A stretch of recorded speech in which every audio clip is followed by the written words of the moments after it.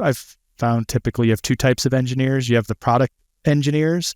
So folks at Pivot are always focused on what we were building and why we were building it and what problems we were solving with technology. There can be other engineer stereotypes that you see where like the tech is the cool thing. Like, oh, we want to use Kubernetes because, and you ask why, and they're like, because Kubernetes. And you're like, okay, great. But like, why Kubernetes? So I fall into that first camp.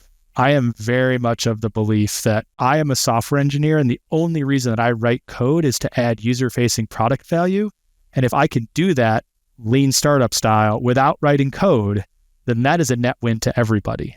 So, Eric Ries in the Lean Startup talked about running your startup on quote unquote paper before you actually built software, because building software is expensive. So I view all of this through that lens. And for me, it's like, okay, well, if I don't have to write code, like physically type into the computer, that's a win for me.